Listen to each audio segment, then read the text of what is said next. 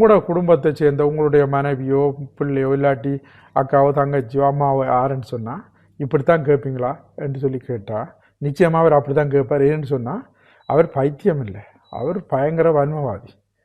அவர் தமிழ் தேசியத்துக்கு எதிராக ஒரு கருத்தை கொண்டு வரதுக்காகத்தான் இந்த விஜயை முன்னிறுத்தி கொண்டிருக்கிறார்.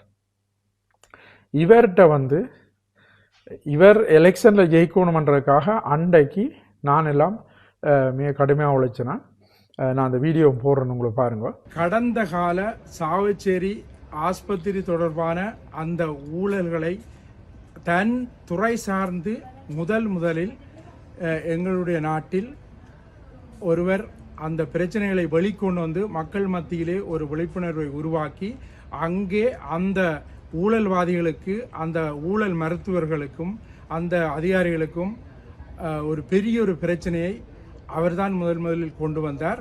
அப்பொழுது அவருக்கு அரசியலுக்கு வரணும் என்ற ஒரு எந்த விதமான நோக்கமும் இல்லை. மக்களுக்கான சேவை அதை சரியாக செய்யணும் என்றுதான் அவருடைய நோக்கமாக இருந்தது. காலச்சூழல் என்று அவரை சிறைச்சாலையில் இருந்து கொண்டு வந்து தேர்தல் களத்திலே நிப்பாட்டியிருக்குது. அப்போ அவரையும் அவர் சார்ந்த அந்த 17ஆம் இலக்கத்தை சேர்ந்த ஊசி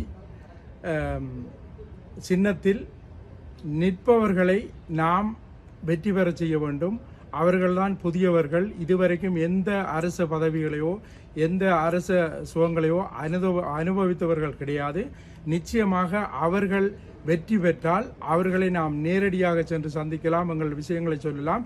நாளைக்கு அவர்கள் புலவிட்டால் தட்டி கேட்கக்கூடிய அளவுக்கு அவர்கள் அடிமட்டத்தில் தான் இருக்கிறார்கள். அவர்களுக்கு எந்த அதிகாரமும் இல்லை.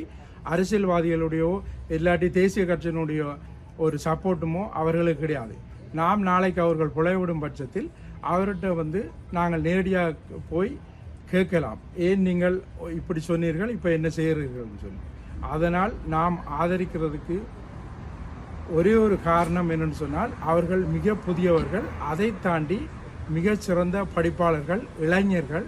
அவர்கள் நிச்சயமாக எமது மக்களின் வாழ்வுக்காக குரல் கொடுப்பார்கள் என்பது எங்களுடைய உறுதியான நம்பிக்கை இருக்கிறது. இவருக்காக நாங்கள் அவ்வளவு கஷ்டப்பட்டு நிறைய பிரச்சாரங்கள் செய்தோம்.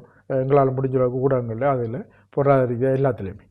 இவர் என்னென்னு சொன்னால் இப்போ பார்த்தீங்கன்னு சொன்னால் அங்கே முதல்ல பாராளுமன்றத்துக்கு போய் தலைவர் இயக்கம் அது தண்டெல்லாம் நிறைய பேசி நிறைய விஷயங்களை இது பண்ணி போட்டு இப்போ எல்லாமே மாறி